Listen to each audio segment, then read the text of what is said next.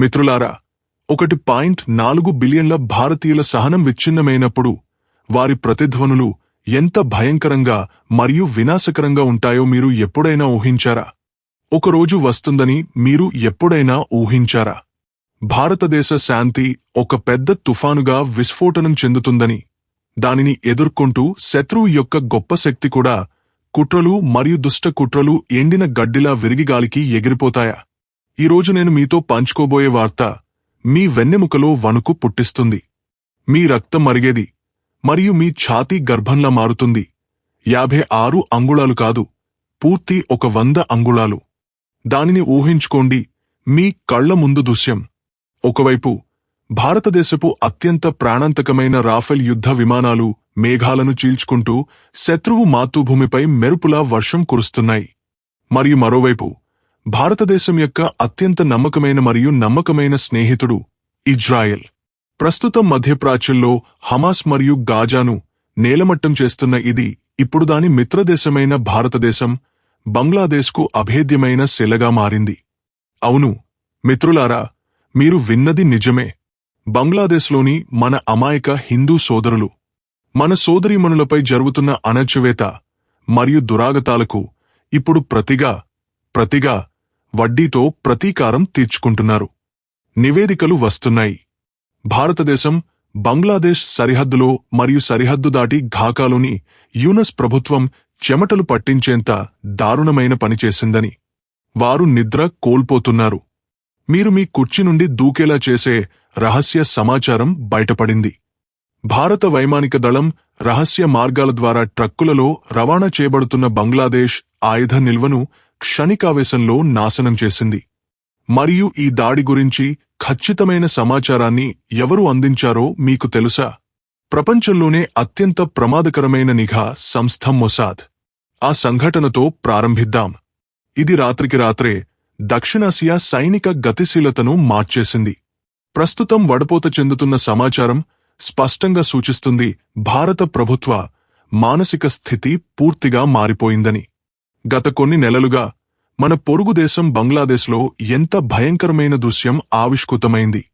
అక్కడ మన హిందూ సోదరులకు జరిగిన చికిత్స రహస్యం కాదు. దేవాలయాలు ధ్వంసం చేయబడ్డాయి, విగ్రహాలు ధ్వంసం చేయబడ్డాయి మరియు అమాయక ప్రజల ఇళ్లను తగలబెట్టారు.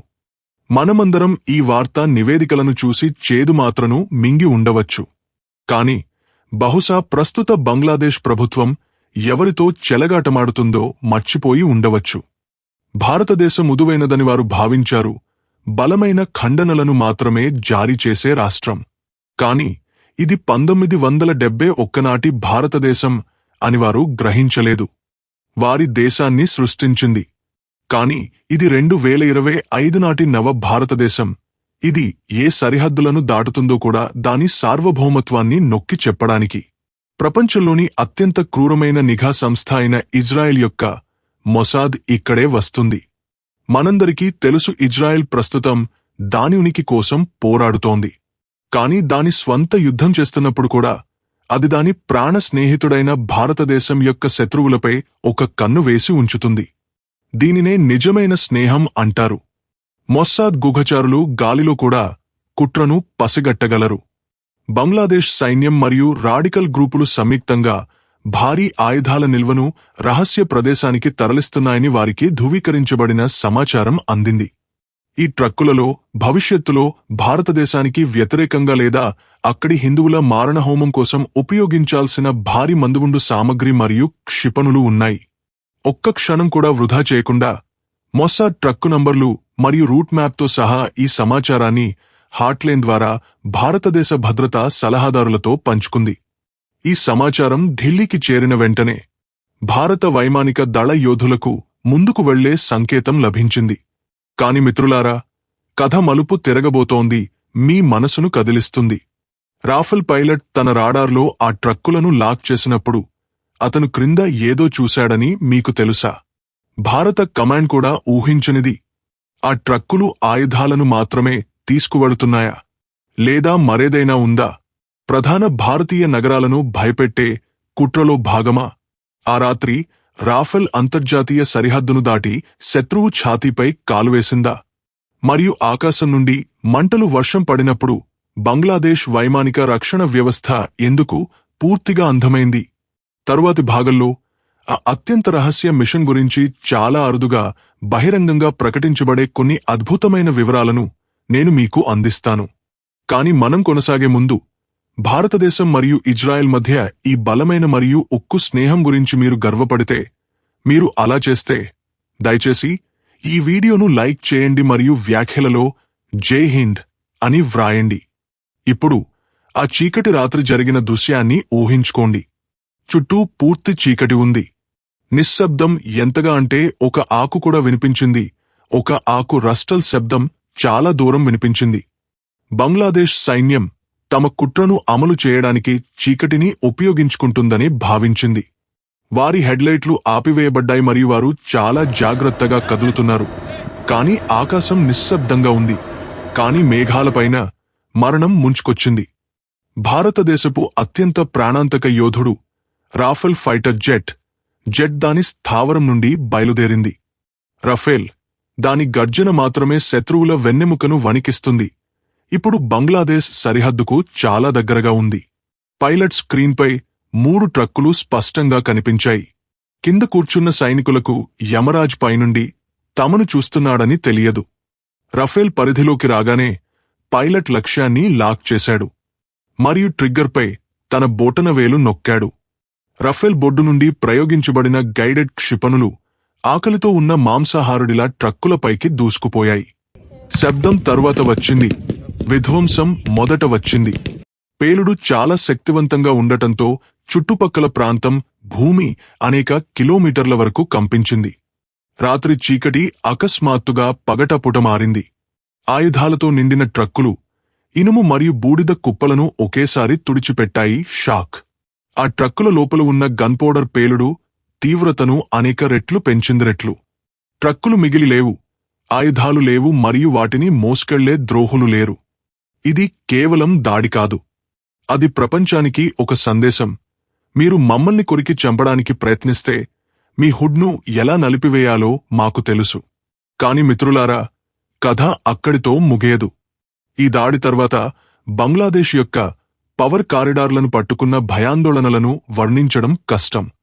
ఢాకాలో అత్యవసర సమావేశాలు జరుగుతున్నాయి మరియు వారి రహస్య కదలికల గురించి భారతదేశానికి చాలా సమాచారం ఉందని భావించి అక్కడి సైన్యం వణికిపోతోంది. వారికి ఖచ్చితమైన సమాచారం ఎలా వచ్చింది? భారతదేశం వారి రహస్య ట్రక్కులను పేల్చివేయగలిగితే వారి సైనిక స్థావరానికి ఏమి జరుగుతుందో అని వారు ఆందోళన చెందుతున్నారు. మరియు పార్లమెంట్ భవనం. ఈ భయం మధ్య ఇజ్రాయెల్ ఒక ప్రకటన విడుదల చేసింది. ఇది ప్రపంచం యొక్క కనుబొమ్మలను పెంచింది. ఇది ఇజ్రాయెల్, అమెరికా వంటి అగ్రరాజ్యం కూడా దీనిని ఎదుర్కోవడానికి ముందు 10 సార్లు ఆలోచిస్తుంది. ఇది స్పష్టంగా ఉంది. బంగ్లాదేశ్ను హెచ్చరించింది. ఒక సీనియర్ ఇజ్రాయెల్ అధికారి ప్రపంచం మొత్తం ముందు గర్జిస్తూ, భారతదేశం మా సోదరుడు మరియు మా వ్యూహాత్మక భాగస్వామి. బంగ్లాదేశ్ భూమిని భారతదేశానికి వ్యతిరేకంగా ఉపయోగిస్తే లేదా అక్కడ హిందువులపై అన్యాయం కొనసాగితే అప్పుడు మేము గాజాకు చేసినట్లే బంగ్లాదేశ్కు కూడా చేస్తాము. ఈ ముప్పు యొక్క తీవ్రతను అర్థం చేసుకోండి. గాజా గురించి ప్రస్తావించగానే వెన్నెముకలో వణుకు పుట్టింది. భవనాలు శిథిలాలుగా మారాయి మరియు ఉగ్రవాదులు తుడిచిపెట్టుకుపోయారు. ఇది ఇజ్రాయెల్ ప్రత్యేకత. ఇజ్రాయెల్ ఏ దేశాన్నైనా ప్రపంచ పటం నుండి తుడిచిపెట్టే సామర్థ్యం కలిగి ఉందని స్పష్టం చేసింది. తన మిత్రుడి కోసం. ఈ హెచ్చరిక యుఎస్ ప్రభుత్వానికి ఒక పీడకల కంటే తక్కువ కాదు. చైనా మరియు పాకిస్తాన్ మద్దతుతో వారు భారతదేశాన్ని బెదిరిస్తున్నారు మరియు ఇప్పుడు వారు తమ స్వంతోనికిని కాపాడుకోవడం కష్టతరం చేస్తున్నారు. ఇప్పుడు మీరు ప్రధాన స్రవంతి మీడియాలో చూడని మరో మర్మమైన సంఘటనపై మీ దృష్టిని ఆకర్షించాలనుకుంటున్నాను. ఒకవైపు రాఫెల్ ఆకాశం నుండి నిప్పుల వర్షం కురిపిస్తోంది మరియు ఇజ్రాయెల్ బెదిరింపులు జారీ చేస్తోంది. మరోవైపు భూమిపై భయంకరమైన ఆట ప్రారంభమైంది. ఫండమెంటలిజం యొక్క బలమైన కోటగా పరిగణించబడే బంగ్లాదేశ్లోని ఒక పెద్ద పట్టణంలో చాలా శక్తివంతమైన బాంబు పేలుడు జరిగిందని వార్తలు వస్తున్నాయి. ఇది చిన్న సంఘటన కాదు. ఈ మదర్సా విద్య పేరుతో భారతదేశంపై ద్వేషపూరిత విత్తనాలను ఇక్కడ నాటారని మరియు ఉగ్రవాదులకు శిక్షణ ఇచ్చారని చెబుతారు. పేలుడు ఎంత శక్తివంతంగా ఉందంటే భవనంలోని చాలా భాగం పేక మేడలా కూలిపోయింది. లోపల ఉన్న చాలామంది కుట్రదారులు తుడిచిపెట్టుకుపోయారు. బంగ్లాదేశ్ ప్రభుత్వం ఇప్పుడు అరుస్తూ భారతదేశం ఈ దాడికి కుట్ర పన్నిందని ఆరోపిస్తోంది. ఇంటెలిజెన్స్ ఏజెన్సీ రా మరియు మోస్సద్ కలిసి దీన్ని చేశాయి. దీనిపై భారత ప్రభుత్వం అధికారికంగా ఏమీ చెప్పనప్పటికీ కాని రక్షణ నిపుణులు కొత్త రా ఇకపై పాత నమూనాను అనుసరించదని నమ్ముతారు. ఇప్పుడు రా యొక్క గుహచారులు మన పాడని హీరోలు కోయి నాహిం జానతావో దుష్మన్కి ధరతి పర్పైర్ రఖ్ చుకే ఉంది. ఇప్పుడు సైలెంట్గా లిస్ట్ తయారు చేసి ఆ వ్యక్తులను సెలెక్టివ్గా ఎలిమినేట్ చేస్తున్నారు. భారతదేశ భద్రతను ఉల్లంఘించడానికి ప్రయత్నించేవారు. శత్రువు ఇప్పుడు తన నీడకు భయపడుతున్నాడు, ఎందుకంటే అతనికి తెలియదు తదుపరి పేలుడు ఎక్కడ జరుగుతుంది. సాక్ష్యాలను వదిలిపెట్టని నవ భారత విధానం ఇది. పాఠం మాత్రమే బోధిస్తారు. ఈ సమయంలో మీరు ఉంటే మీరు భారతదేశ-బంగ్లాదేశ్ సరిహద్దు దృశ్యాన్ని చూస్తే వాతావరణం పెద్ద యుద్ధ ధ్వనిని ఇస్తున్నట్లు మీకు అనిపిస్తుంది. సరిహద్దులో భారత్.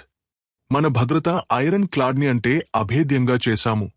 భారీ T-90 భీష్మ ట్యాంక్ ఇదివారు ఏదైనా శత్రువు బంకర్ను నాశనం చేయగల శక్తిని కలిగి ఉన్నారు మరియు సరిహద్దులో మోహరించారు. అధునాతన రకం రాడార్ వ్యవస్థలు మరియు ఆకాశ్ వంటి ఘోరమైన క్షిపణులు నేరుగా బంగ్లాదేశ్ వైపు మళ్లించబడ్డాయి. Indian army special battalion Garud commando మరియు పారా ఫోర్సెస్ సిబ్బంది యొక్క వేళ్లు ఇప్పుడు ట్రిగ్గర్లో ఉన్నాయి. వారి ముఖాల్లోని ఆత్మవిశ్వాసం ఇప్పుడు ఆ విషయాన్ని తెలియజేస్తోంది, బస్ ఆర్డర్ పొందడంలో ఆలస్యం ఉంది. ఇవన్నీ మనకు ఏమి బోధిస్తాయి? అది ఎప్పుడు దేశం యొక్క అని చెబుతుంది. నాయకత్వం బలంగా ఉంటేదాని సరిహద్దులు మరియు పోరులు సురక్షితంగా ఉంటారు. ఈరోజు ప్రతి భారతీయుడి ఛాతీ గర్వంతో నిండి ఉంది, ఎందుకంటే మనం ఇప్పుడు ఉన్నాము. మనం చంపే దేశంగా మారిపోయాం. కొట్టబడే దేశం కాదు, కాని ప్రవేశించి చంపే దేశంగా మారిపోయాం.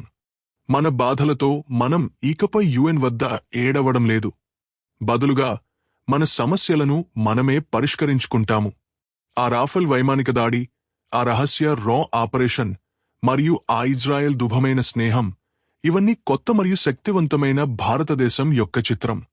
మిత్రులారా, మీరు అనుకుంటున్నారా భారతదేశం ఇప్పుడు పూర్తి స్థాయి యుద్ధం చేయాలని మీరు అనుకుంటున్నారా? ఇజ్రాయెల్ హెచ్చరిక తర్వాత బంగ్లాదేశ్ మెరుగుపడుతుందా? దయచేసి వ్యాఖ్యల విభాగంలో మీ ఆలోచనలను పంచుకోండి.